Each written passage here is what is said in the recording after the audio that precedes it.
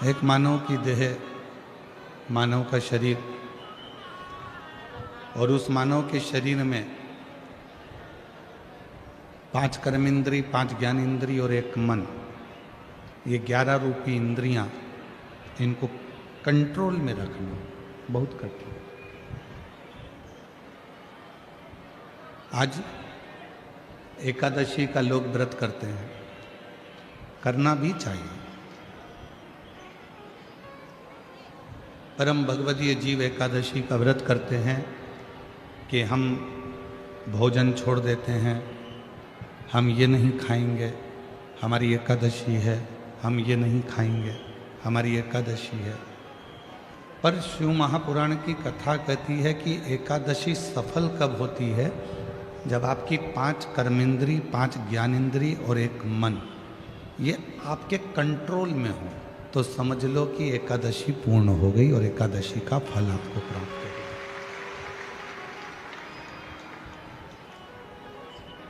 अब हमारी इंद्रियां हमारे कंट्रोल में नहीं है।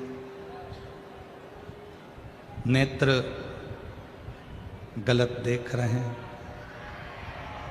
जिह्वा गलत बोल रही है, कान गलत सुन रहे हैं, श्रवण शक्ति गलत जगह जा रही है, नेत्र गलत जगह जा रहा है, जिह्वा गलत बोल रही है।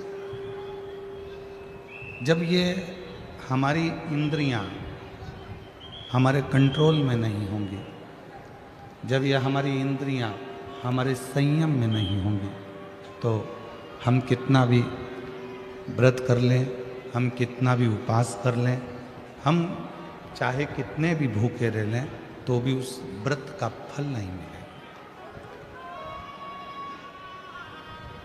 व्रत का फल कब मिलता है? जब हमारी इंद्रियां हमारे काबू में हो। कि नेत्र दिए रे तूने दाता बन के, नेत्र दिए रे तूने दाता बन के, और कभी नहीं दरस कियो, दयालु मैंने अवगुण बहुत कियो, अवगुण बहुत कियो, दयालु मैंने अवगुण बहुत कियो। और मुख तो दिया रे तूने दाता बन के, मुख तो दिया रे तूने दाता बन के, कभी नहीं भजन कियो, दयालु मैंने अवगुण बहुत कियो, कभी नहीं भजन कियो, दयालु मैंने अवगुण बहुत कियो, दयालु मैंने अवगुण बहुत कियो। ये संसार सागर में आने के बाद यदि मैंने अपनी इंद्रियों को संयमित नहीं किया, संसार सागर में आने के बाद हमने अगर अपनी इंद्रियों को काबू में नहीं किया, तो फिर ये मानव का देह बेकार है, फिर ये मानव का देह बेकार। अगर हम अपनी इंद्रियों को काबू ना कर पाए, प्रेशर खोलो, प्रेशर नहीं आ रहा, अंदर भी नहीं आ रहा, बाहर भी नहीं आ रहा, अपनी इंद्रियों को काबू करा, तो समझो कि हमने एकादशी का व्रत किया। कई लोग प्रदोष का व्रत करते हैं, हम उनसे कहते हैं कि आपने अपने कितने दोषों को समाप्त कर दिया। प्रदोष का व्रत कब सफल है?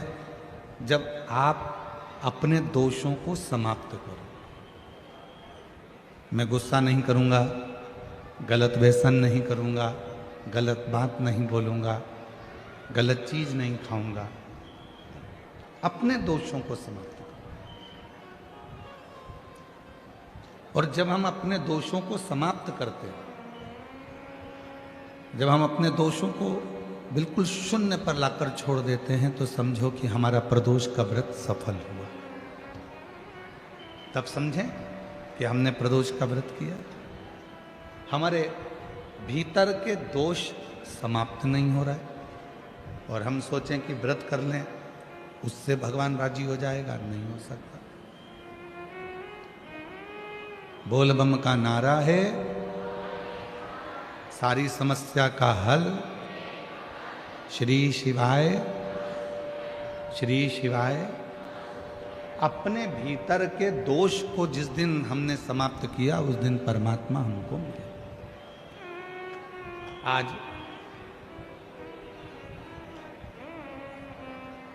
मां कर्माबाई की जयंती है।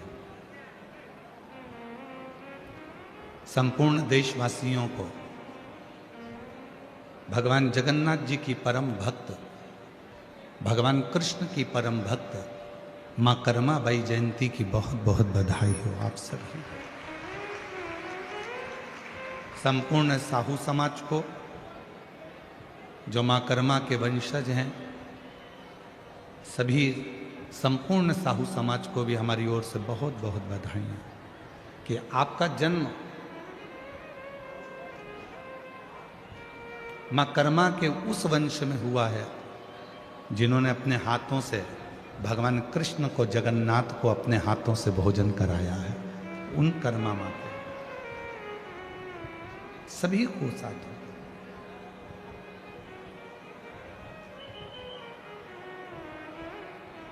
भक्ति, विश्वास, ये दो चीजें हैं। कितनी भी भक्ति कर लो, कितना भी भजन कर लो, कितना भी कीर्तन कर लो, कितना भी मंत्र जाप कर लो, कितना भी स्मरण कर लो, अगर तुम्हारा विश्वास तुम्हारे परमात्मा के प्रति नहीं है तो फिर तुम्हारा कीर्तन करना, तुम्हारा भजन करना, तुम्हारी भक्ति करना बेकार। पर यदि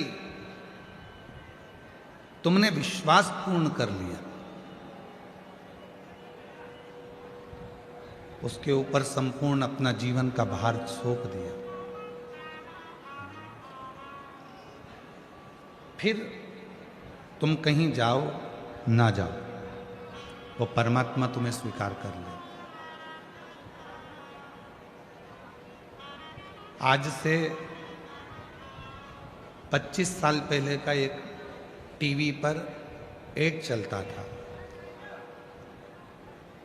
25 साल पहले, 20 साल पहले आप लोगों ने भी बहुत टीवी पर नाटक देखे होंगे, चित्रहार देखा होगा और बहुत सारी वीडियो आती थी, मूवियाँ आती थी, सब देखते थे अलग अलग चैनल पर। ईमानदारी से बोलना, आपने भी ये वाला सुबेरे सुबेरे श्री यंत्र बेचने वाले भी टीवी पर ऐड देते थे। बोलो सही है कि गलत है?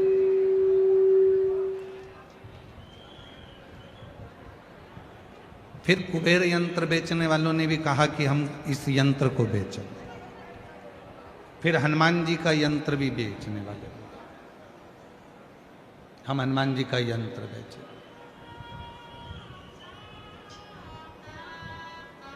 पहले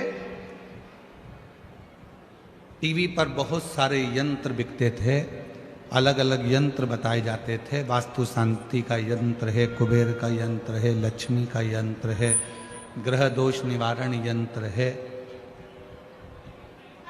सारे यंत्र बिकते थे। और उसको लेने के लिए किसी दुकान पर नहीं जाना पड़ता था, आपके यहाँ ऑनलाइन वो यंत्र घर पर आ जाते थे। उसको लेने नहीं जाना है। आपने टीवी पर ऐड देखा, मोबाइल पर, फोन पर बात करी, हमको ये यंत्र चाहिए, और वो यंत्र तुम्हारे यहाँ आ जाता।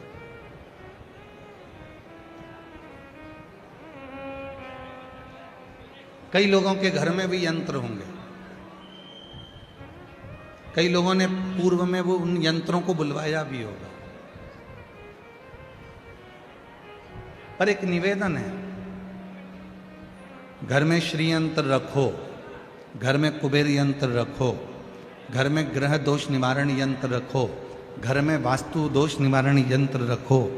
घर में तुम चाहो जितने यंत्र रखो, वो यंत्र कब काम करेंगे? वो यंत्र कब काम करते हैं? जब तुम्हारे यहां षड्यंत्र ना हो। जिस घर में षड्यंत्र होता है उस घर में यंत्र भी काम नहीं।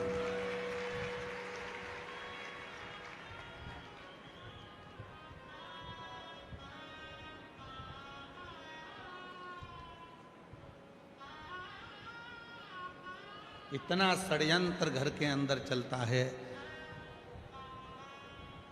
कोई ये भड़काएगा, कोई वो भड़काएगा, कोई कुछ कहकर जाएगा, कोई कुछ कहकर जाएगा, कोई कुछ बोल कर जाएगा। भाई भाई में षड्यंत्र चल रहा है, बहन भाई में षड्यंत्र चल रहा है, बहू सास में षड्यंत्र चल रहा है, देवरानी जेठानी में षड्यंत्र चल रहा है, पड़ोसी अड़ोसी धड़ोसी सब में षड्यंत्र चल रहा है। अब ईमानदारी से बोलो, इतने षड्यंत्र यदि घर में इतने षड्यंत्र चलेंगे तो कोई यंत्र तुम्हारे यहाँ काम करेगा? अरे बोलो तो जम के, नहीं कर सकते। षड्यंत्र घर में चलना बंद हो जाए।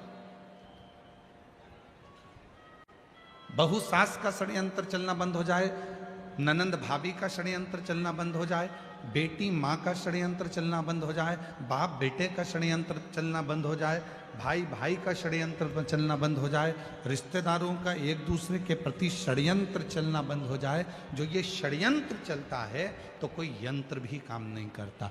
यंत्र कब काम करेगा? जब आप षड्यंत्र से दूर हो।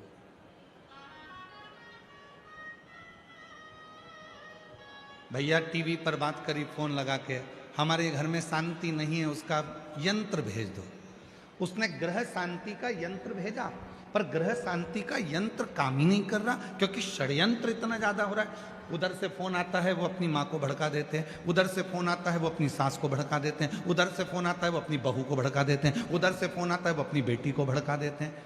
षड्यंत्र इतना चल रहा है कि ग्रह शांति यंत्र भी काम नहीं करता। दुकान बदल कर देख ली तुमने, घर बदल कर देख लिया तुमने, रिश्तेदार बदल कर देख लिए तुमने, घर की दिशा बदल कर देख ली तुमने, सोने का पलंग बदल कर देख लिया तुमने, रसोई घर बदल कर देख लिया। शिव पुराण कहती है जब तुमने सब कुछ बदल कर देख लिया और तो भी वास्तु दोष शांत नहीं हो रहा, तो अपने आप को थोड़ा सा बदलना प्रारंभ करो। तुम्हारा ग्रह का दोष और वास्तु दोष अपने आप शांत हो। हम बदल नहीं रहे,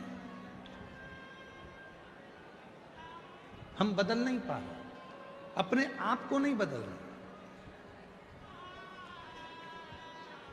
सास कहती है मैं नहीं बदलूंगी, बहू कहती है मैं नहीं बदलूंगी, बेटा कहता है मैं नहीं बदलूंगा, बाप कहता है मैं नहीं बदलूंगा। बदलेगा कौन? सीवर वाला महाराज बदलेगा कौन? बदलना तुमको पड़ेगा अपने घर को सही करने के लिए, श्रेष्ठ करने के लिए। अपने घर का सुख देखना चाहते हो तो अपने आप को बदलो, अपने आप। चंद्रमौली चंद्रशेखर चंद्रेश्वर चंद्रशेखर शिव महापुराण की कथा भूसावल में चल रही है। चंद्रशेखर सीखो, चंद्रशेखर शिव महापुराण की कथा से थोड़ा सा सीखिए कि चंद्रदेव सबको बदलना चाहते हैं। चंद्रदेव कहते हैं मेरी जो 27 पत्नियां हैं वो मेरे अनुकूल चले, और चंद्रदेव की 26 पत्नियां कह रही हैं कि आप हमारे अनुकूल तो चलो थोड़ा सा। दूसरे को झुकाने से पहले अपने आप को झुकना पड़ेगा। एक गुरुजी आ रहे थे घर पर, मम्मी पापा ने, माता पिता ने छोटे से बच्चे को समझा दिया, सुनो आज शाम को 4 बजे गुरुजी आएंगे, ठीक है, प्रणाम करना ठीक है, दंडवत करना ठीक है। बच्चे ने कह दिया ठीक है। शाम को 4 बजे गुरुजी आ गए। माँ ने अपने बेटे को बुलाया, बेटे को बुलाकर कहा चलो गुरुजी को प्रणाम करो। बच्चा कहने लगा नहीं करना। माँ ने फिर कहा गुरुजी को प्रणाम करो, अपने गुरुजी हैं प्रणाम करो। बेटा कहने लगा नहीं करना। इतने में माँ ने फिर बेटे को बुलाया, गुरुजी को प्रणाम करो, नहीं करना। माँ ने 2 थप्पड़ दिए, गुरुजी हैं प्रणाम कर, नहीं करना। पिताजी आए, पिताजी ने कहा बेटा अपने गुरुजी हैं प्रणाम करो, नहीं करना। गुरु जी हैं, अपने प्रणाम करो। नहीं करना। पिताजी ने भी 2 थप्पड़ दिए। इतने में गुरु जी ने कहा, क्यों मार रहे हो? माता पिता बोले ये प्रणाम नहीं कर रहा। गुरु जी बोला, नहीं कर रहा तो मत करने दो, तुम दोनों तो करो, तुम दोनों तो प्रणाम करो। और जैसे ही माता पिता ने झुककर प्रणाम करा, इतने में बच्चे ने साष्टांग दंडवत कर लिया।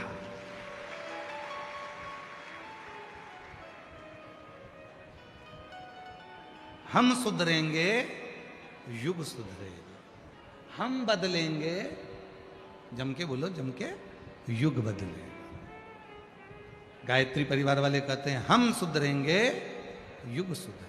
हम बदलेंगे, युग बदलेगा। कब बदलेगा? जब हम बदलेंगे। कब सुधरेगा? जब हम सुधरेंगे। और हम क्या कर रहे हैं? बहू को सुधारने का प्रयास कर रहे हैं। हम क्या कर रहे हैं? सास को सुधारने का प्रयास कर रहे हैं। हम क्या कर रहे हैं? बेटे को सुधारने का प्रयास कर रहे हैं। हम क्या कर रहे हैं? बाप को सुधारने का प्रयास कर रहे हैं। हम क्या कर रहे हैं? भाई को सुधारने का प्रयास कर रहे हैं। हम क्या कर रहे हैं? बहन को सुधारने का प्रयास कर रहे हैं। सबको सुधारने का प्रयास करा, पहले अपने आप को सुधारा।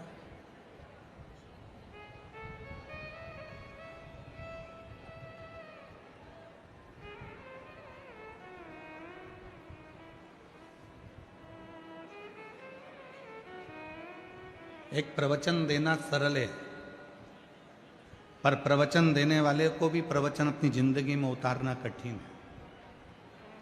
कथा कहना सरल है, पर कथाकार को कथा अपने अंदर उतारना कठिन है।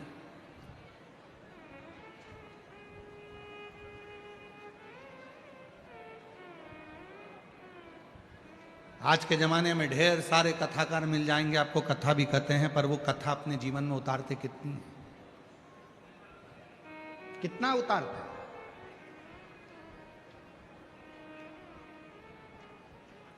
शिव पुराण का ट्रेंड चल रहा है तो शिव पुराण वाचना चालू कर दो।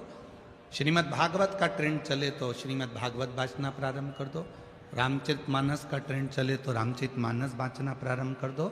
नहीं भाई, शिव पुराण, राम कथा, श्रीमद् भागवत, गीता, ये सब पुराणे, जितने भी शास्त्र हैं, शिव पुराण कहती है जो भी पुराण बाचो आप दूसरों को बाच कर सुनाओ, उससे पहले उस पुराण का आधे से ज्यादा अंश अपनी जिंदगी में उतारो, तब शिव पुराण सुनाओ, तब श्रीमद् भागवत कथा सुनाओ, तब रामचरितमानस सुनाओ। अपने आप को सवारो थोड़ा।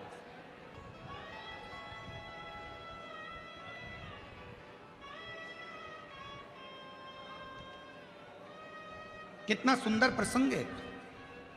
एक पंडित जी कथा सुनाने गए। कथा में वो बोल रहे थे कि भव सागर से पार उतरना है तो भगवान शिव का नाम लेना पड़ेगा। नमः शिवाय जपो, श्री शिवाय नमस्तुभ्यम बोलो, ओम नमः शिवाय जपो, पार उतर जाओ। 3 महिलाओं ने बात सुन ली और तीनों महिला सिर पे अपने माखन की मटकी, दूध की मटकी लेकर दूसरे गांव में दूध बेचने जाती थी। बीच में नदी पड़ती थी। तीनों महिला रोज नाव वाले को बुलाती थी, नाव वाले को थोड़ा सा पैसा देती और उस पार उतर कर दूध बेचकर आ जाती। तीनों महिलाओं ने नाव वाले को बुलाया। इतने में एक महिला ने कहा कि अभी गुरुजी के मुख से सुना था, भव सागर से पार उतरना है तो भगवान का नाम लो। जब भगवान का नाम लेकर भव सागर से पार उतर सकते हैं तो फिर ये छोटी सी नदी है, नाव से क्या पार करना? इसलिए नाव वाले से बोल दो नाव वापिस ले जाए। आज गुरु जी के कहने से अपन जब भव सागर से पार उतर सकते हैं नाम लेकर, तो फिर इससे भी पार उतर जाएंगे। तीनों महिलाओं ने अपने अपने मटके सिर पर ले लिए और उन्होंने हाथ जोड़कर नमः शिवाय, नमः शिवाय, नमः शिवाय, नमः शिवाय जपती जपती पानी में चली गई। पानी में चलते चलते चलते चलते नमः शिवाय बोलते बोलते बोलते बोलते नदी पार कर ली। नदी पार उतर गई। तीनों ने कहा गजब के गुरुजी हैं, उन्होंने कहा था कि भगवान का नाम लो भवसागर पार उतर जाओगे। अपना तो 1 रुपया नहीं लगा और अपन नदी भी पार उतर गए। अब रोज वो वैसे ही जाना आना करते। एक दिन उन्होंने गुरुजी से कहा, गुरुजी कल कथा समापन होने वाली है, आप हमारे घर भोजन करने चलना। गुरुजी ने कहा ठीक है, चल चलेंगे। महिलाओं ने, तीनों ने कथा सुनी, गुरुजी को साथ लिया, तीनों नदी पर पहुंची और नदी पर जाकर तीनों ने गुरुजी से कहा चलो। गुरुजी बोले नाव तो बुलाओ। महिला बोली नहीं नहीं, आपने कहा था भव सागर पार उतरना है तो भगवान का नाम लेना पड़ेगा। जिस दिन से हमने सुना था उस दिन से हमने भगवान का नाम लिया और नदी पैदल चलकर पार उतरते हैं। गुरुजी ने कहा पागल हो गई हो, मूर्ख हो क्या, डूब जाओगी, ऐसा नहीं हो सकता। महिला कहने लगी हम तो चल रहे हैं, तुम तो कथा भाजते हो, तुमको तो विश्वास होना चाहिए, चलो हमारे साथ। और जो महिलाएं नमः शिवाय बोलती बोलती चली, गुरुजी को भी कहा चलो। गुरुजी को जो साथ में लिया, महिलाएं तो पार उतर गई, गुरुजी डुबक डुबक डुबक डुबक पानी में डूबने लगे। महिलाओं ने उनका हाथ पकड़ा, खींचा और लेकर पार उतर गई। गुरुजी ने महिलाओं के चरण पकड़ लिए कि तुमने मेरी वाणी पर, मेरे पुराण पर, मेरी बात पर भरोसा करा, इसलिए तुम पार उतर जाती हो, और मैं बाँचता हूं तो भी भरोसा नहीं कर पाया, इसलिए डूब जाता, इसलिए डूब। एक कथाकार का सबसे बड़ा नियम होना चाहिए, जितनी कथा वो व्यासपीठ से कहते हैं उतनी कथा को अपने ऊपर भी अमल करें। जब अपने ऊपर अमल करेंगे और फिर दूसरे को कहेंगे तो वो कथा असर करेगी, वो कथा असर। कथा कब असर करेगी? जब वो अपने ऊपर भी धारण करे, अपने ऊपर। कई लोग कहते हैं वो सीहोर वाला बाबा कथा कहता है, इतने सारे पत्र इकट्ठे होते हैं, लोग कथा सुनने आते हैं, पत्र भी लेकर आते हैं, सबकी मनोकामना पूरी हो जाती है। ऐसा क्या है शिव पुराण की कथा में? हम कहते हैं कथा बाँचने से पहले अपने ऊपर अमल करो। जितनी बातें शिव महापुराण में कही जाती है इस व्यासपीठ से, उतनी हमारे ऊपर भी पूरी पूरी अमल करते हैं, तब आपको व्यासपीठ पर आकर कहते हैं, तब स्वयं अमल करो।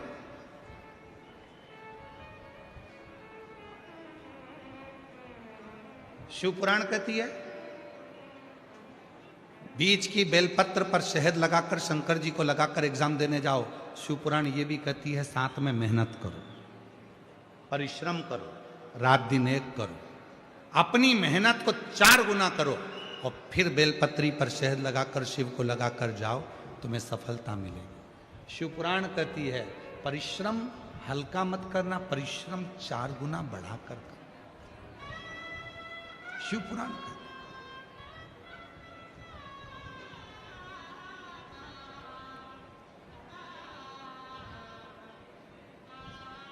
मेहनत करी आप लोगों ने यहाँ आने में, पार्किंग में गाड़ी रोक दी, सिर पर बैग रख लिया, लेकर चल दिए पैदल पैदल पैदल पैदल। परिश्रम करा आपने, मेहनत करी आपने, तो आप कथा के पंडाल तक पहुँचे हो। मेहनत नहीं करते तो यहाँ तक पहुँच नहीं पाते, घर पर रहते, अरे भैया इतनी भीड़, अरे भैया ट्रैफिक जाम, हमसे तो नहीं बनेगा, तो फिर नहीं जा पाते।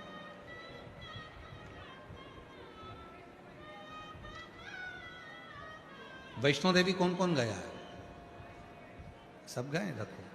सप्तशृंगी माता के मंदिर कौन कौन गया है? सब गए? रखो। जब माता सप्तशृंगी के मंदिर पर जाते हैं, सीढ़ियां चढ़ते हैं, धीरे धीरे बढ़ते हैं, तो लोग चिल्ला कर पूछते हैं लोगों से, भैया कितना है? चलते जाओ। वैष्णो देवी जाने वालों से पूछते हैं, जब थक जाओ, फिर पीछे से आवाज आती है, चलते जाओ, मत घबराओ, चलते जाओ, मत घबराओ, चलते जाओ, मत घबराओ। हमारे सनातन धर्म के जितने मंदिर हैं, देवालय हैं, शिवालय हैं, माँ आद्य शक्ति दुर्गा भवानी के जितने स्थान हैं, चाहे वैष्णो देवी हो, चाहे मैहर हो, चाहे सलकनपुर हो, देवास की टेकरी हो, चाहे सप्तशृंगी माता हो, चाहे विंध्याचल की माता हो, जितने भी माता के मंदिर हैं, हम चढ़ते जाते हैं, ऊपर की ओर बढ़ते जाते हैं और कहते जाते हैं, भैया कितनी दूर है? चलते जाओ, मत घबराओ, चलते जाओ, मत घबराओ, चलते जाओ, मत घबराओ। क्यों? वो मंदिर हमें प्रेरणा देते हैं कि मंजिल तक पहुंचना है, बैठ मत जाना, चलते जाना, घबराना नहीं, आगे बढ़ते जाना। तुम्हें मंदिर का दर्शन हो जाएगा, तुम्हें माँ का दर्शन हो जाएगा, सप्तशृंगी माता तुम्हें दर्शन दे देगी, तुम चलो तो।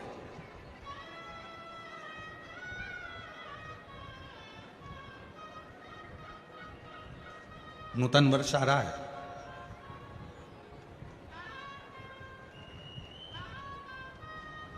चैत्र से हमारे सनातन धर्म का हिंदू पारंपरिक नूतन वर्ष प्रारंभ हो रहा है। आप सभी को, देशवासियों को, हमारे नूतन संवत्सर की, नूतन वर्ष की संपूर्ण देशवासियों को बहुत बहुत बधाई, गुड़ी पड़वा। नूतन वर्ष आ रहा है। ऐसे वर्ष आते भी रहते हैं, जाते भी रहते हैं, आते रहते हैं, जाते रहते हैं। कितने वर्ष ऐसे निकलते चले जा रहे हैं। हम हमेशा कहते हैं नूतन वर्ष आ रहा है। अपनी नूतन सोच तो लाओ, नूतन विचार तो लाओ, नूतन अपना परिश्रम तो करो, अपनी मेहनत तो करो, अपना परिश्रम अपनी नूतनता के साथ बढ़ो तो।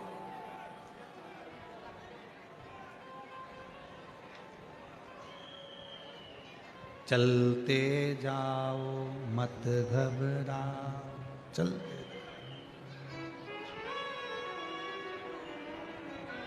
चलते। एक साल में कई मेरी जीजियां बैठी हैं और कई मेरे जीजा बैठे हैं, और कई मेरी बेटियां बैठी हैं, कई मेरे बेटा बैठे हैं, कई बुजुर्ग माँ बाप बैठे हैं। कहने में पीछे नहीं हटूंगा, भले आपको बुरा लग जाए, लग जाए। एक साल में कम से कम 50 दोस्त बनाते हो आप लोग। हर साल 50 दोस्त बनाते हो। शिव पुराण कहती है 50 दोस्त बनाना सरल है, पर एक दोस्त से 50 साल रिश्ता निभाना कठिन है। हर साल 50 दोस्त बनाते हो, पर शिव पुराण की कथा कहती है कि 50 दोस्त बनाना सरल है, पर एक दोस्त से 50 साल तक रिश्ता निभाना, 50 साल तक दोस्ती निभाना कठिन है, बहुत कठिन।